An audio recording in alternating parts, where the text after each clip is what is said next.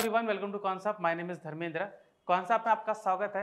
आज मैं बात करने वाला हूं इंट्राडे सेटअप के बारे में, मतलब कि कॉन्सेप्ट एप्लीकेशन में जो टूल है उनको यूज करके किस तरीके से मैं एक इंट्राडे सेटअप बना सकता हूं। ठीक है, अभी जो इंट्राडे सेटअप जो मैं यहाँ पर बताने वाला हूँ ये थोड़ा सा मैं कहूँगा कि स्कैल्पिंग और जो बिग टारगेट होता है इंट्राडे में उसके बीच का है। मतलब ये कहूँगा कि मैं इसको स्कैल्पिंग भी थोड़ा मैं स्कैल्पिंग भी बोल सकता हूँ, लेकिन यहाँ पर मैं कहूँगा कि एक पर्टिकुलर जगह पर अगर मुझे थोड़ा सा ब्रेकआउट मिलता है, ब्रेकडाउन मिलता है, तो मैं किस तरीके से उसका ट्रेड बनाता हूँ मैं उस बारे में बात कर रहा हूँ। और मैं देखूंगा कि मैं स्टॉक सिलेक्शन से कहाँ से कर रहा हूँ, क्योंकि उसमें जो इंट्राडे मूवर्स नाम का जो टूल है वो काफ़ी अच्छा काम करता है कि वहाँ से मुझे एक स्टॉक सिलेक्शन मिल जाए जिसमें मैं पर्टिकुलर स्टॉक को पिकअप करके एक अच्छा खासा ट्रेड उसमें बना लूँ। ठीक है, स्टॉक सिलेक्शन बहुत ही इंपॉर्टेंट होता है इस जगह पर, क्योंकि इतने सारे स्टॉक्स हैं, मुझे जाके हर एक स्टॉक को एनालिसिस करने में थोड़ा टाइम लग जाएगा और हो सकता है कि उस दरमियान वहाँ पर जो भी मूव आया होगा वो चला जाएगा। ओके, तो चलते हैं कॉन्सेप्ट एप्लीकेशन पे और देखते हैं कि किस तरीके से हम उस स्टॉक को पिकअप करेंगे। ऑलराइट, तो यहाँ पर देखिए, जब मैं किसी पर्टिकुलर स्टॉक की मैं बात कर रहा हूँ, जब मैं इंट्राडे सेटअप में ट्रेड करता हूँ, ठीक है, तो इंट्राडे सेटअप में आप देखेंगे कि कई बार आप देखो कि जो मार्केट ओपन होता है, ऑलराइट, अगर मैं मार्केट जो ओपन होता है, एक मान लीजिए कैंडल ऐसे बनी है यहाँ पर, ठीक है, एक कैंडल यहाँ पर बन गई। ओके, अब ये ग्रीन कैंडल बनती है, उसके बाद आप देखोगे ग्रीन कैंडल ऐसे बनती है, फिर ऐसे बनती है, हो सकता है फिर वहाँ से रेड कैंडल आपको बन के ये नीचे आ गई। ओके, इस तरीके से रेड कैंडल बन के नीचे आ जाती है, फिर ऐसे बन जाती है, और इसी दरमियान आप देखोगे कि यहाँ पर साइडवेज हो जाता है। कई बार आप देखोगे यहाँ पर साइडवेज होता है, तो इसी तरीके से कैंडल जो है ऐसे ऐसे मूव करके पूरा साइडवेज हो जाता है। अभी ये होता है कि ये जो साइडवेज है आप ज़्यादातर देखोगे 3 मिनट 5 मिनट इसी टाइम फ्रेम में मुझे देखना है, ज़्यादातर देखोगे इसमें आपको ये अच्छा खासा साइडवेज मिलता है। तो कई बार देखोगे कि ये जो पर्टिकुलर टाइप का जो साइडवेज है, ठीक है, यहाँ पर आप देखोगे एक पूरा चैनल बनाता है, एक पूरा चैनल बनाता है इस तरीके से। ओके, एक पूरा चैनल बनाता है। अभी ये जो चैनल है ये डिपेंड करता है कि ये कितने टाइम का बना हुआ है, क्योंकि कई बार आप देखोगे कि ये जो चैनल अगर जो पूरा साइडवेज मार्केट होता है तो उसमें देखोगे पूरा दिन वो चैनल पूरा बन जाता है। ऑलराइट, और उसमें जो ब्रेकआउट होता है कहीं कहीं पर आप देखोगे कि मुझे एक ट्रेड तो मिलता है, साइडवेज हो गया, थोड़ा ट्रेड मिल जाता है, लेकिन उतना बड़ा मुझे मूव नहीं मिलता है। लेकिन ये जो चैनल है, अगर एक पर्टिकुलर डाउनफॉल आया है वहां पर अगर मुझे मिला तो मेरे लिए बहुत अच्छा है, या फिर एक पूरा जो स्टॉक है जिस तरीके से मूव किया है वहां पर आया है तो मेरे लिए अच्छा है। ऑलराइट, तो अभी जैसे डाउनफॉल आया है, ओके, तो यहाँ पर ये चैनल बना हुआ है। अभी ये जो चैनल यहाँ पर बना हुआ है आप देखोगे कि हमारे पास जो 200 के आसपास जितने शेयर्स हैं, ऑलराइट, तो यहाँ पर आप देखोगे 200 शेयर्स में किस किस में इस तरीके का चैनल बना हुआ है, ये आइडेंटिफाई करना, ये स्कैन करना डिफिकल्ट है, और प्लस किसमें यहाँ पर एक मूव आ सकता है ये भी आइडेंटिफाई करना डिफिकल्ट होता है। तो हम क्या करते हैं कि जो मेरे पास स्पेसिफिक सेटअप जो स्टॉक्स हैं, जैसे कि मान लीजिए मेरे पास 5 से 10 स्टॉक्स कुछ स्पेसिफिक सेटअप स्टॉक्स हैं, तो मैं उन्हीं में ये चैनल ढूंढ के मैं ट्रेड करता हूँ। ठीक है, क्योंकि मैं यूज टू हो चुका हूँ, तो जहाँ पर मैं देखूंगा कि मेरे पास ये जो स्पेसिफिक सेटअप जो स्टॉक्स हैं उनमें ये इस तरीके का ब्रेकआउट आएगा तो मैं वहाँ पर ट्रेड ले सकता हूँ। ऑलराइट, तो इसी कंसेप्ट पर हम बात करने वाले हैं कि ये जो ब्रेकआउट है मुझे कहाँ से ये स्ट्रेंथ मिलेगा। बिकॉज यहाँ पे देखिए, अगर ये जो चैनल अगर आपको मालूम पड़ गया तो यहाँ पर आप देखोगे ये चैनल में आपको कोई बड़ा मूव नहीं मिल रहा है। ठीक है, यहाँ पर अगर ये ब्रेकआउट करके जा रहा है तो कोई बड़ा मूव नहीं मिल रहा है, लेकिन आप ये अगर इस मूव को भी, जो छोटे छोटे मूव है इनको भी अगर आप कैप्चर करते हो तो आपको एक अच्छा खासा प्रॉफिट इसमें हो सकता है। देखिए, जब ये चैनल के यहाँ से मूव करता है ना, तो आप ये देखिए कि चैनल का जो विड्थ है, ठीक है, ये चैनल का जो विड्थ है वो काफी स्मॉल होता है, प्लस ये जो कैंडल जो ब्रेकआउट कर रही है ये भी काफी स्मॉल होता है। ठीक है, ये वाले कैंडल, तो इसके बहुत सारे फायदे होंगे। ठीक है, आपका क्या होगा, एसएल छोटा होगा, टारगेट आपको जो 1:2 का लेना होता है वो आपको इसमें आसानी से मिलने के आसार रहते हैं। ठीक है, तो इसके बहुत सारे बेनिफिट्स हैं जो हम बारी बारी हम देखते हैं। तो इसमें देखिए जिस तरीके से यहाँ पर ये ब्रेकआउट करेगा, तो यहाँ पर जो बेनिफिट्स है मैं आपको बता देता हूँ। पहला तो हमने देखा कि स्टॉप लॉस टारगेट हमने देखा। यहाँ पर आप देख सकते हो कि ये जो तरीका मैं आपको बता रहा हूँ, ठीक है, आप जो इंट्राडे मूवर्स है उसको कभी भी आप पिकअप कर सकते हो, राइट, लेकिन फर्स्ट हाफ या सेकेंड हाफ में अगर पिकअप करोगे तो थोड़ा अच्छी बात होती है। ज्यादातर आप सेकंड हाफ में देखिए, तो अगर जिनके पास मान लीजिए मॉर्निंग में टाइम नहीं है, जिनके पास 11 से 1 के बीच में टाइम नहीं है, वो सेकंड हाफ में करना चाहते हैं या उनके टाइम पे जो लंच ब्रेक होता है उस टाइम पे करना चाहते हो, तो ये उनके लिए स्ट्रेटेजी काम आ सकती है। तो यहाँ पर होता क्या है कि सेकंड हाफ में ज़्यादातर आपको ये मौका मिलता है, फर्स्ट हाफ में भी आपको मौका मिल जाता है जहाँ पर थोड़ा सस्टेनेंस मिलता है और आप देखोगे कि उसमें एक अच्छा मूव भी मिल जाता है, लेकिन सेकंड हाफ में ज़्यादातर चांसेस आते हैं, इसलिए मैंने आपको सेकंड हाफ मैंने बोला है। ऑलराइट, तो यहाँ पर एक तो हो गया कि आपका जो टाइम कॉन्स्टेंट है वो हट जाता है, क्योंकि टाइम आपके पास खूब है, इतना सारा आपको टाइम मिला, मतलब सेकंड हाफ में अगर आप ट्रेड करते हो तो आपको मतलब मैं ये कहूँगा कि मॉर्निंग में जो भी आपको काम करना होगा आप निपटा सकते हो, सेकंड हाफ में आप एक ट्रेड ले सकते हो। ठीक है, एक कंसेप्ट ये हो गया। फिर मैंने एक चीज़ आपको डिस्कस की कि यहाँ पर आपका स्टॉप लॉस ये स्मॉल होगा, हालांकि साथ में टारगेट भी स्मॉल होगा। ठीक है, टारगेट भी आप देख सकते हो स्मॉल हो सकता है, लेकिन टारगेट सिग्निफिकेंटली आप देखोगे थोड़ा बड़ा रहेगा। ठीक है, मैं ये नहीं कहूँगा कि काफ़ी ज़्यादा स्मॉल रहेगा, लेकिन इसके मुकाबले में टारगेट काफ़ी अच्छा रहेगा। ओके, तो ये जो ट्रेड है यहाँ पर स्मॉल स्टॉप लॉस और उसके साथ अच्छा टारगेट, अगर इस चीज़ को आप कंसिस्टेंट रखते हैं तो आने वाले टाइम पे आप काफ़ी अच्छे प्रॉफिटेबल ट्रेडर बन सकते हो। रीज़न ये है कि यहाँ पर देखिए आप ट्रेड ले रहे हो आफ्टरनून में, ठीक है, छोटा स्टॉप लॉस है। अभी अगर मैं स्टॉक की बात करूँ तो वहाँ पर आपको मिल जाएगा छोटे छोटे स्टॉप लॉस वाले। निफ्टी की बात करूँ, निफ्टी बैंक निफ्टी में थोड़े बड़े मिल सकते हैं, रीज़न ये कि वो हाईली वोलेटाइल है, प्राइस भी ज़्यादा है, तो वहाँ पर आपको उतने बड़े बड़े कैंडल मिलते हैं जिसमें एसएलटी होने के चांसेस ज़्यादा होते हैं। ठीक है, तो ठीक है, हम उसको भी कंसिडर कर सकते हैं, बट स्टॉक्स में अगर आप करोगे तो स्टॉक्स में थोड़ा ज़्यादा फायदा होता है। रीज़न ये है कि जो वोलेटिलिटी आपको मिलती है निफ्टी बैंक निफ्टी में, वो स्टॉक्स में उतनी ज़्यादा नहीं मिलती है। मतलब स्टॉक्स क्या है कि एक डायरेक्शन अगर पकड़ लेता है तो वो डायरेक्शन में आपको काफ़ी अच्छा मूव दे देता है। ओके, तो यहाँ पर क्या होगा, आपको स्टॉप लॉस छोटा है, टारगेट आपको यहाँ पर बड़ा है। ठीक है, अभी तीसरी चीज़ इसमें लिखते हैं कि अगर मैं इसमें जो कैपिटल है वो छोटा अच्छे से रख सकता हूँ कि मैं स्मॉल कैपिटल, तो कैपिटल यहाँ पे स्मॉल रिक्वायरमेंट रहेगा, राइट। अगर आप ऑप्शंस पे करते हैं, ये प्योरली अगर मैं ऑप्शंस में देखूँ तो यहाँ पर ऑप्शन बाइंग के हिसाब से जाएंगे, तो ऑप्शन बाइंग को आप कर रहे हो तो यहाँ पर ये स्ट्रैटेजी आपके लिए अच्छी खासी काम कर सकती है। तो यहाँ पर क्या होगा, मैं कहूँगा कि आपको जो माइंडसेट है वो स्कैल्पर्स के तरीके का रखना होगा।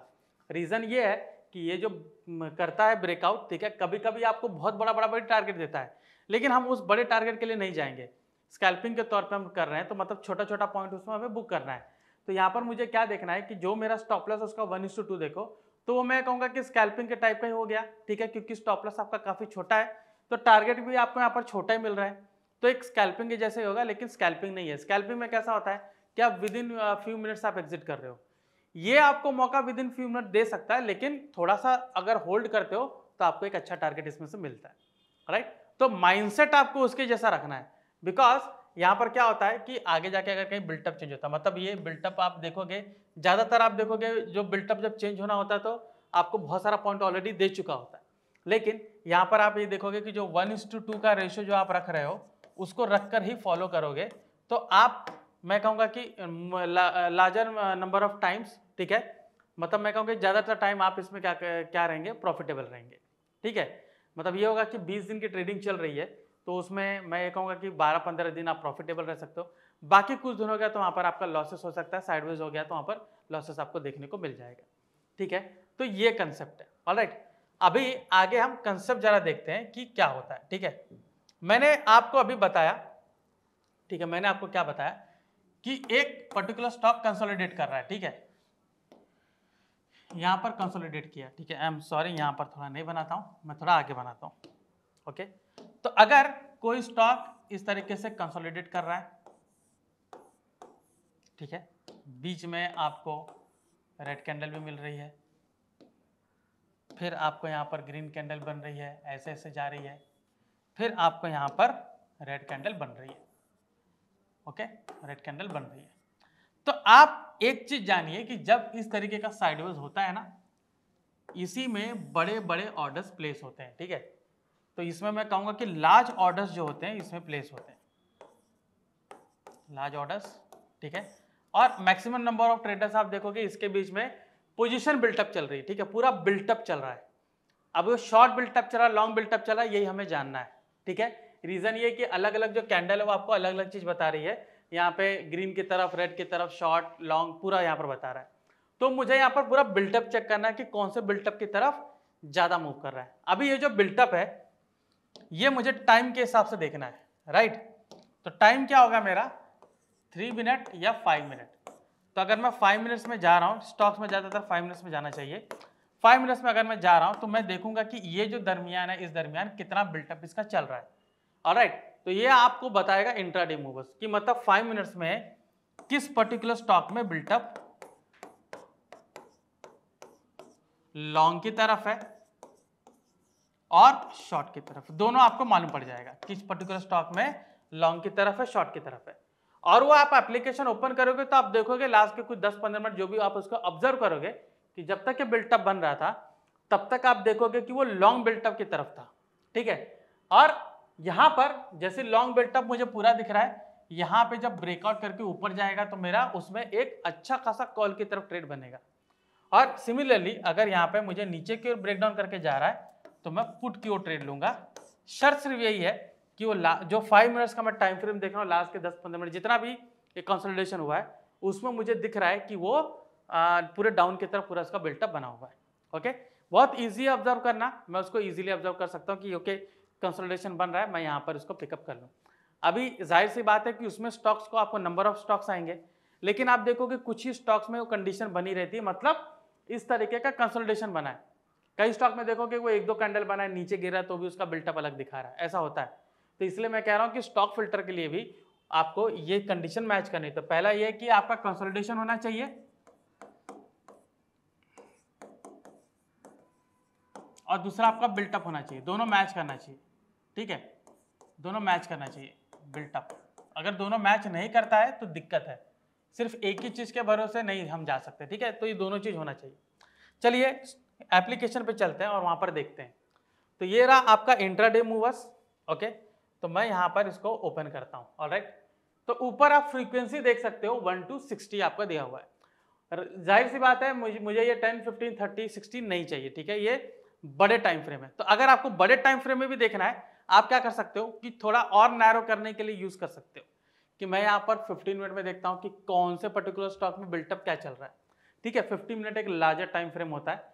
तो यहाँ पर आप क्लियरली देख सकते हो कि यहाँ पर ग्रासिम, इन्फोसिस, सेल, ठीक है, यहाँ पर आप देख सकते हो HFCL और ट्रेंड, इन सब में पूरा डाउन ट्रेंड बना हुआ है, मतलब इस समय पे शॉर्ट बिल्टअप चल रहा है। ओके, वहीं पर आइडिया, नाइकी आप देख सकते हो, AU bank, HDFC, TCS, IGL, इन सब में पूरा लॉन्ग बिल्टअप चल रहा है। ओके, मतलब ये क्लियर बता रहा है कि लास्ट के 15 मिनट में इसमें लॉन्ग बिल्टअप बना हुआ है। ओके, अभी इसी को हम 5 मिनट में जाते हैं, ठीक है। 5 मिनट्स में मुझे देखना है कि मेरा बिल्टअप किस में सबसे ज्यादा है, 5 मिनट्स में किस में यहाँ पर चेंज हुआ है। तो SFCL मुझे वहां पर दिखा था, राइट, SFCL दिख रहा था वहां पे यार। यहाँ पे आगे मैं देख रहा हूँ कि पीडीलाइट है, ये दिख रहा है मुझे, बजाज फाइनेंस दिख रहा है, ऑलराइट, पेट्रोनेट, लेकिन बाकी जो स्टॉक्स थे वो मुझे नहीं दिख रहे हैं। तो मैं 5 मिनट या 3 मिनट के टाइम फ्रेम में उसको चेंज करूंगा, राइट, उसके आगे हम नहीं जाएंगे। ऑलराइट, तो यहाँ पर मुझे CESC दिख रहा है, लेकिन वो 5 मिनट में मुझे क्लियरली मुझे क्या दिख रहा है कि जो मैंने HFCL लिया था उसमें मेरा यहाँ पर बिल्टअप दिख रहा है। तो हम क्या करेंगे, HFCL में वहाँ पर बिल्टअप दिख रहा है, बजाज फाइनेंस में दिख रहा है, तो मैं उन स्टॉक को पिकअप करूंगा और मैं देखूंगा कि उसमें कंसोलिडेशन कहाँ पर बन रहा है। ऑलराइट, तो हम क्या करेंगे, हम एनालाइज में जाएंगे और चार्ट ऑर्डर एंड ट्रेड पे सेलेक्ट करते हैं। ओके, अब इसके पहले मैरिको में था, मैरिको में बिल्टअप यहाँ पर दिख रहा था, बिल्टअप जो आप देख सकते हो कि कंसोलिडेशन हुआ है, इसको ब्रेकआउट करके जा रहा है। मैरिको में हम बाद में जाते हैं, पहले हम HFCL को देखते हैं। ऑलराइट, तो HFCL से क्या है कि मुझे वहां पर एक पूरा मालूम पड़ जाएगा कि कंसोलिडेशन कैसा बना हुआ है। ओके, सो ये हमने 3 मिनट लगाया हुआ है और ये पूरा यहाँ पर चला गया ब्रेक करके, ठीक है। इसको 5 मिनट कर लेते हैं, 3 मिनट थोड़ा ज़्यादा है, सॉरी थोड़ा कम है। यहाँ पर आप देख सकते हो कि HFCL अभी पूरा जो है यहाँ से ब्रेकआउट करके ऊपर चला गया। ये सिंगल कैंडल ऊपर बनी, ये हमारा बनता ही नहीं है क्योंकि स्लोली ब्रेकआउट करना चाहिए, इसने स्लोली ब्रेकआउट यहाँ पर बिल्कुल भी नहीं किया है। ओके, तो अगेन जाते हैं, ठीक है, इंट्राडे मूवर्स में अगेन हम देखते हैं, ठीक है। MRF है, डीमार्ट है, ये 1 मिनट में आपको दिख रहा है, 3 मिनट में देख लेते हैं, ठीक है। 3 मिनट में HFCL वहाँ पर है, बालकृष्ण यहाँ पर दिख रहा है मुझे 5 मिनट में, बजाज फाइनेंस यहाँ पर दिख रहा है, पीडीलाइट दिख रही है, ठीक है। अभी इसको 15 मिनट में अगर मैं करता हूँ तो थोड़ा नैरो हो जाएगा, CESC है, डिलीवरी है, ये सब यहाँ पर मुझे दिख रहा है। ऑलराइट, तो हम क्या करेंगे, CESC, डिलीवरी और बजाज फाइनेंस को हम देखते हैं। ओके, सो चलिए CESC को देखते हैं और देखते हैं कि उसका बिल्टअप के मुताबिक यहाँ पर CESC, ओके, यहाँ पर कुछ कंसोलिडेशन बन रहा है कि नहीं। ओके, कंसोलिडेशन बना भी है और उसका ब्रेकआउट भी हुआ है। ओके, तो यहाँ पर क्लियरली आप देख सकते हो, इसको जरा मैं 5 मिनट में कर देता हूँ। राइट, हम 5 मिनट देख रहे हैं, तो यहाँ देखिए प्राइस जो है देख सकते हो कि इसने हाई बनाया है, ऑलराइट, यहाँ पर लो बनाया है, ये पूरा यहाँ पर बीच में कंसोलिडेट हुआ है। तो ये आप देख सकते हो कि क्लियरली यहाँ पर ब्रेकआउट के कगार पर है। तो ये जब यहाँ से ब्रेकआउट अगर होगा तो मुझे एक अच्छा मूव देगा। अब ये ब्रेकआउट, एक तो पहली बात है कि वहां पर आप देखोगे बिल्टअप का डेटा बैकिंग है इसको, अच्छा ठीक है। दूसरा मैं क्या देखूंगा कि इसमें ऑर्डर बुक में मुझे क्या बता रहा है। ऑर्डर बुक में आप देख सकते हो तो 3000 मेरे बायर्स है, सेलर्स वहां पर नहीं बता रहे हैं। उसके पहले वाले में मैं देखूंगा, उसमें भी मुझे 32,000 मेरे बायर हैं और सिर्फ 6,000 सेलर है। तो बहुत ही स्ट्रॉन्ग बुलिश क्राइटेरिया है। अब ये इसके ऊपर कैंडल बंद होती ब्रेक होके तो मुझे यहाँ पर काफी अच्छा मूव मिलता है, क्योंकि सिर्फ एक कैंडल के ही ऊपर ब्रेक नहीं हो रही है, ये जो प्रीवियसली हाई इसने बनाया इसके ऊपर भी ब्रेक हो रही है।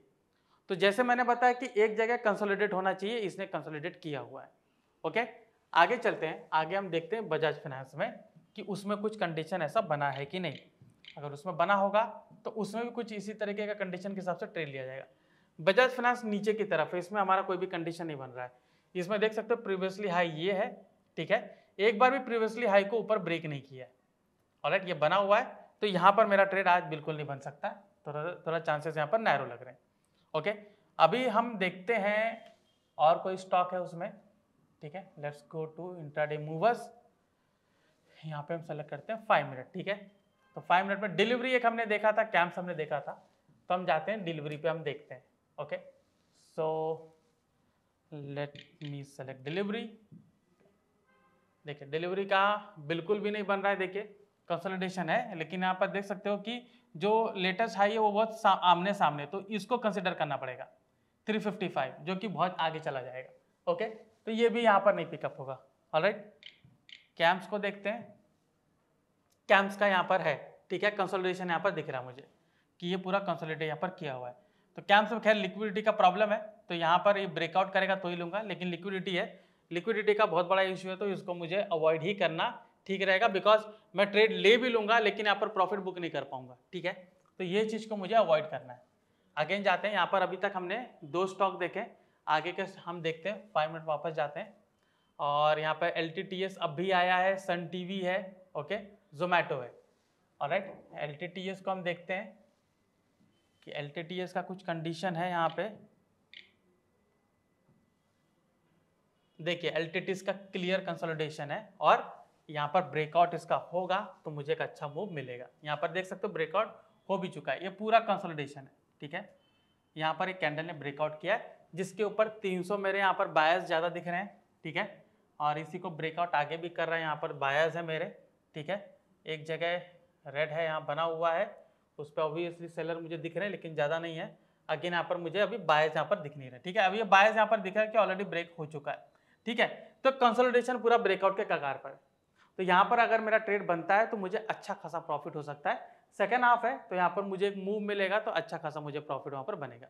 ऑलराइट, तो ये था स्टॉक सिलेक्शन, ये था इंट्राडे सेटअप के बारे में कि मैं कैसे स्टॉक को पिकअप कर सकता हूँ और उसी के मुताबिक किस तरीके से मैं डेटा रीडिंग करके मैं ये देख सकता हूँ कि उसमें एक ब्रेकआउट अगर मिलेगा तो सस्टेन करेगा कि नहीं, और उसी के बुनियाद पर मैं उसमें ट्रेड बनाऊंगा, ठीक है। तो ये एक इंट्राडे सेटअप है जिसमें अगर आप सेकेंड हाफ में एक अच्छा प्रॉफिट बनाना चाहते हैं, छोटा स्मॉल स्टॉप लॉस रख के, तो उसमें एक अच्छा खासा बन सकता है। जैसे कि छोटा स्टॉप लॉस मैंने इसलिए कहा है कि यहाँ ब्रेकआउट जो होगा तो मैं यहीं पर स्टॉप लॉस रखूंगा, मुझे बड़ा स्टॉप लॉस रखने की जरूरत नहीं है, और उसी के मुताबिक मेरा टारगेट 1:2 होगा या तो मेरा लेटेस्ट स्विंग होगा। तो 1:2 मुझे ज़्यादा जाना चाहिए, बिकॉज अगर आप बड़े टारगेट के चक्कर में जाएंगे तो हो सकता है कि वो ट्रेड जल्दी ना मिले। ऑलराइट, तो ये था इंट्राडे सेटअप जिसमें सेकेंड हाफ में किस तरीके से ट्रेड बनाया जाएगा मैंने वो डिस्कस किया। अगर ये वीडियो आपको पसंद है तो प्लीज़ लाइक एंड शेयर कीजिएगा। मैं धर्मेंद्र राजभर, आपका धन्यवाद।